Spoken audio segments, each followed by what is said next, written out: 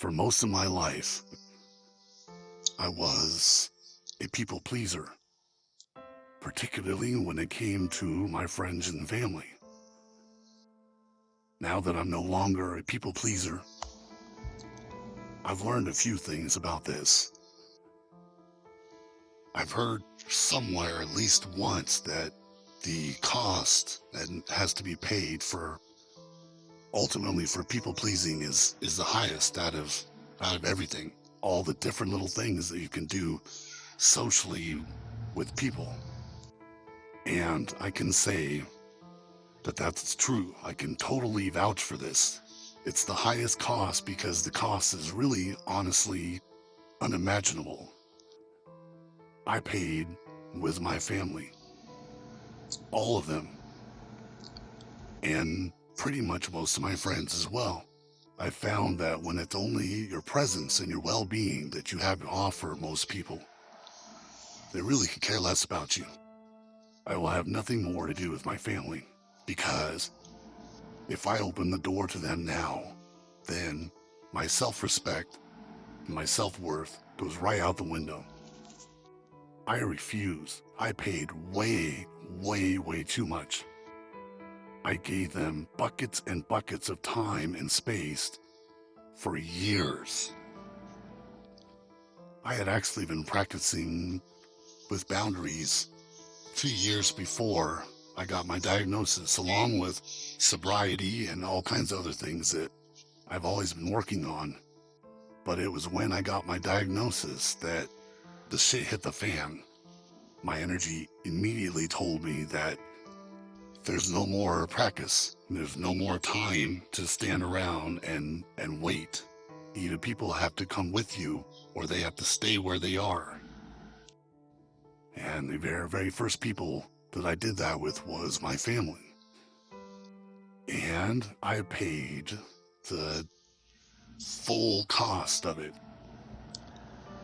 If you happen to be an empathetic person like myself and you have a big heart and you go through most of your life being a people pleaser, that it's you or people like us that get to pay the highest price for it.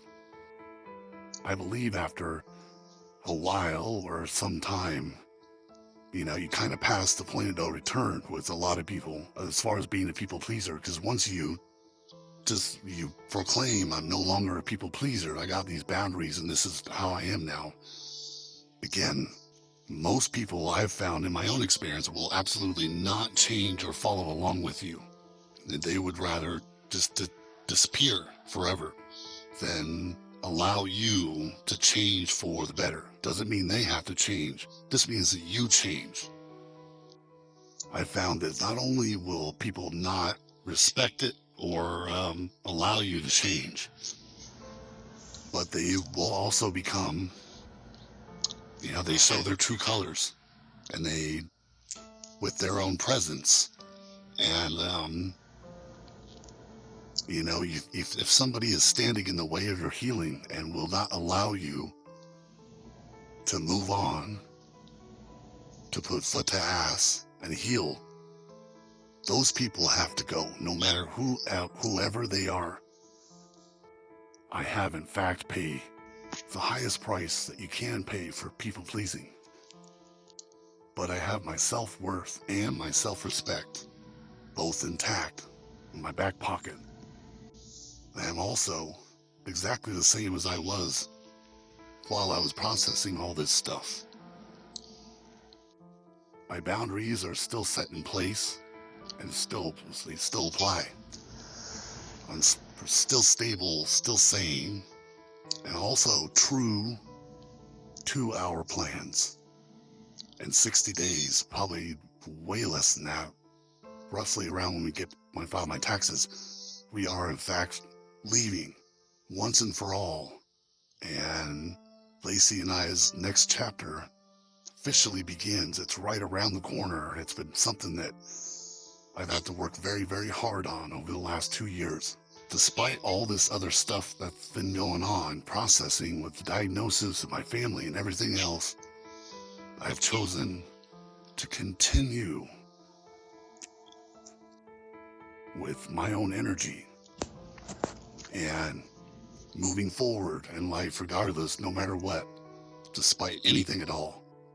Love without boundaries is suicide. Empathy without self-awareness is a prison sentence. You are locked down until you wake up. And although waking up is quite painful because you realize things about people that you never knew about them, it's still always going to be worth it. These are the decisions that fill our lives, our journeys all through them. These are the decisions that we either ignore or we make.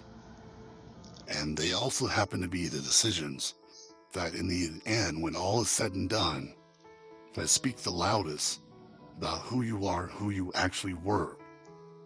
Never let anybody tell you who you are or how you feel, and never let anybody at all, stand in the way of your own healing. Not even if it's family, especially if it's family. Take it from me, people pleasing will utterly ruin you. Regrets come and regrets go, and sometimes they stay, but regretting that you weren't an asshole enough is something that's definitely going to stay with you. My entire life boils down to this. The manipulation and the lying, the gaslighting, all the different little things that they used to do, all over now. And I do have my self-worth and my self-respect.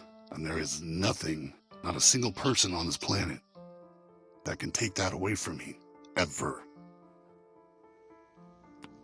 People pleaser? No. Please, people, please. Worry about yourself before you please your people or any other people.